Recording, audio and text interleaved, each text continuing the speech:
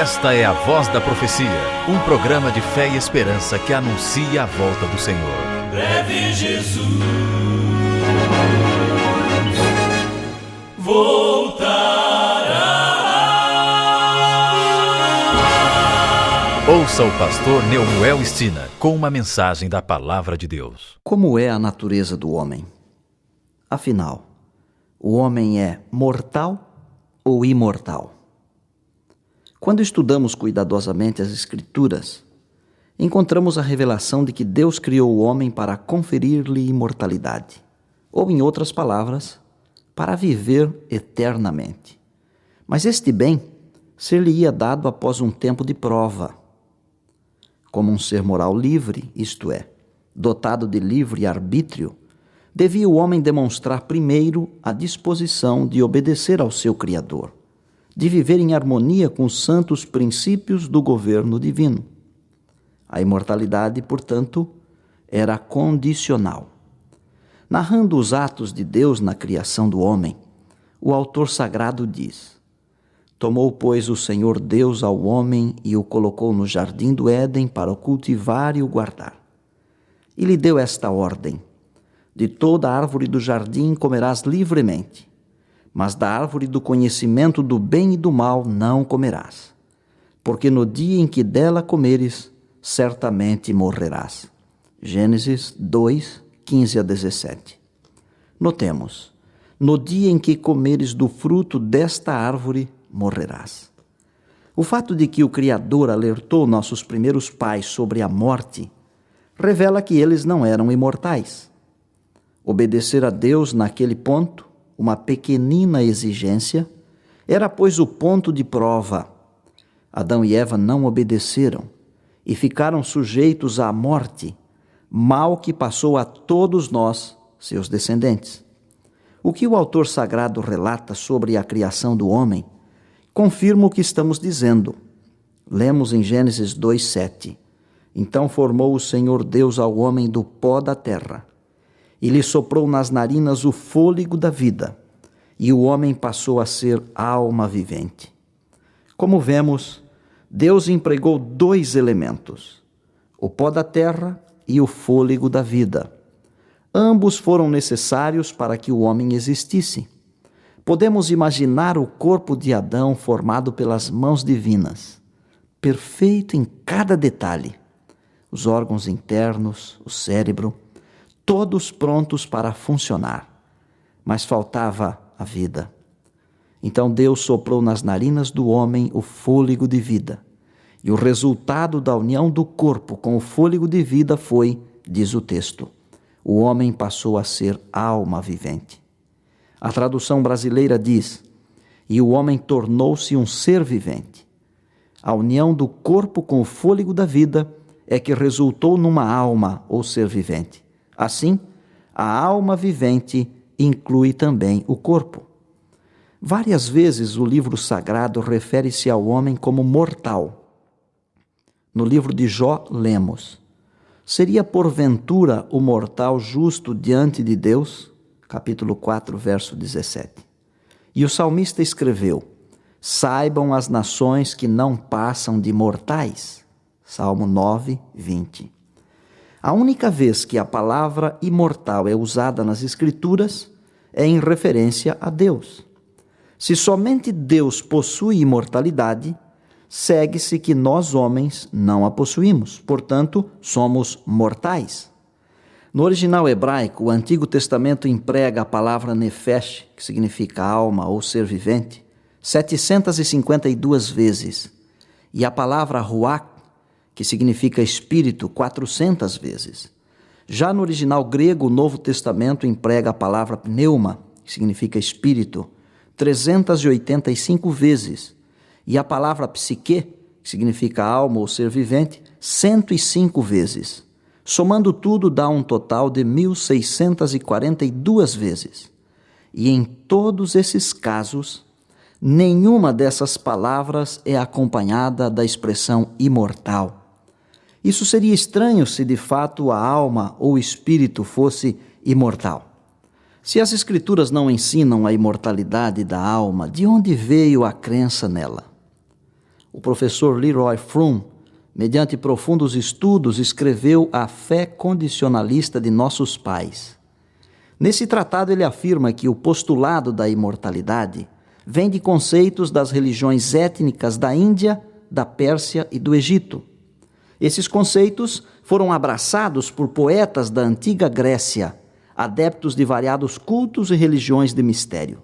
Por fim, eles foram fundidos por Platão, considerado o maior dos filósofos gregos, numa complexa doutrina da imortalidade da alma, com distinção entre alma e corpo, e identificando a alma com a mente.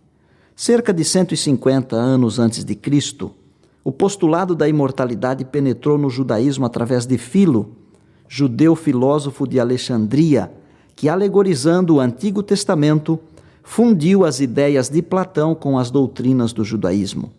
E cerca de 180 de nossa era, a crença na imortalidade da alma penetrou na cristandade, sendo Antenágoras, filósofo grego que abraçou o cristianismo e exercia certas funções em Alexandria, o primeiro escritor cristão a esposar a doutrina platônica da imortalidade da alma. Essa crença passou depois a influenciar cristãos no norte da África, entre eles Tertuliano de Cartago, Orígenes de Alexandria e Agostinho de Hipona. E por volta do ano 600 da nossa era, a crença na imortalidade da alma provinda de Platão havia se propagado entre os cristãos. Porém, a Bíblia ensina que o homem é mortal. Isto é, que o homem não é imortal. O homem é sim um candidato à imortalidade, o que quer dizer que a imortalidade é condicional. Se a imortalidade é condicional, a pergunta que fazemos é a seguinte: que devemos fazer para alcançá-la? O precioso bem, perdido pelo pecado, é posto ao nosso alcance mediante o Salvador do pecado, o Senhor Jesus Cristo. A Escritura diz: porque Deus amou o mundo de tal maneira que deu o seu Filho unigênito, para que todo o que nele crê não pereça, mas tenha a vida eterna. João 3,16.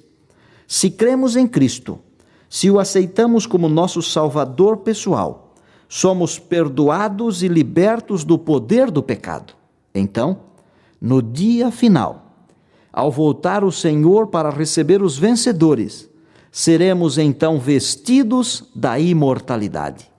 São do apóstolo São Paulo as seguintes palavras: nem todos dormiremos, mas transformados seremos todos, num momento, num abrir e fechar de olhos, ao ressoar da última trombeta. A trombeta soará, os mortos ressuscitarão incorruptíveis e nós seremos transformados. Porque é necessário que este corpo corruptível se revista de incorruptibilidade e que o corpo mortal se revista de imortalidade.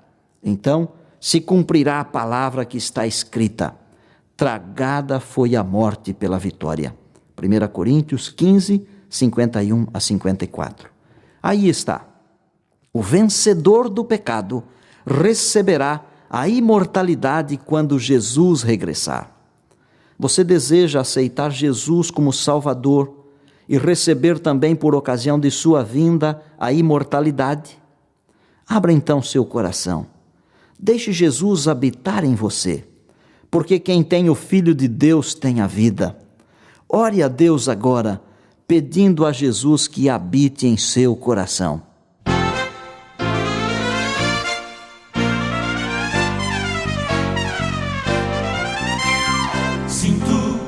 E não estou errado, tenho em Jesus um irmão. Sinto, está bem confirmado, Ele é quem me dá salvação. Sinto que Ele é meu amigo, vai comigo aonde eu vou. Sei que Ele é poderoso pra tornar-me vencedor.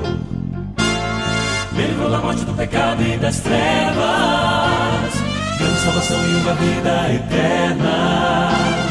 Deu-me sua paz, deu-me sua luz, deu-me perdão, deu-me uma alegre canção. Sinto que Ele é meu amigo, vai comigo aonde eu vou. Sei que Ele é poderoso pra tornar-me vencedor.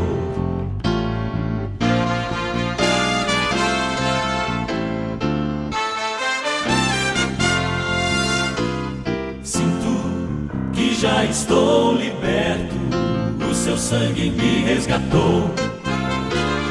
Sinto que não sou mais deserto, sua água me inundou.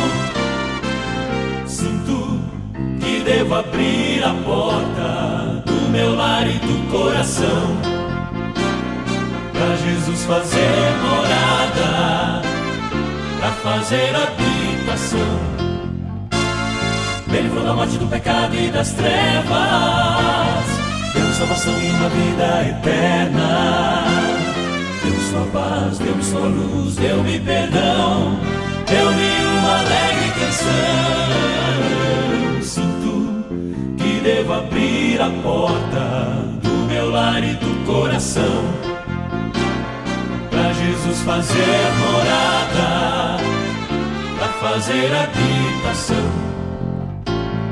Pra Jesus fazer morada, pra fazer habitação.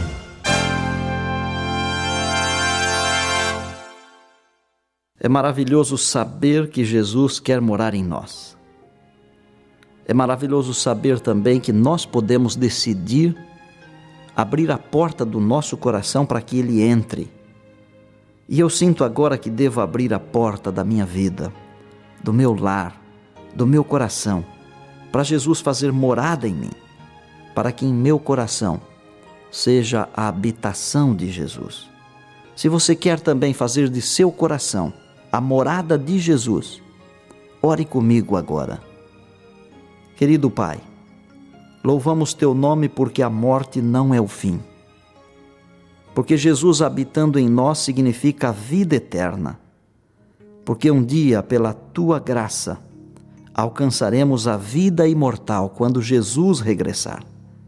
Nós oramos a Ti agora em nome de Jesus. Amém.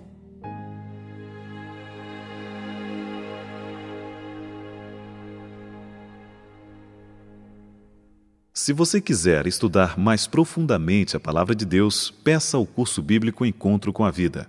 Para recebê-lo gratuitamente, ligue agora mesmo para 024 523 6000. Se preferir, escreva para o programa A Voz da Profecia, Caixa Postal 1189, CEP 20.001-970, Rio de Janeiro. Caixa Postal 1189, CEP 20.001-970, Rio de Janeiro. Teremos muito prazer em atender o seu pedido. E disse Jesus: Passará o céu e a terra, porém as minhas palavras não passarão. Eis que venho sem demora. Lembrem-se que a voz é nossa, mas a palavra é de Deus.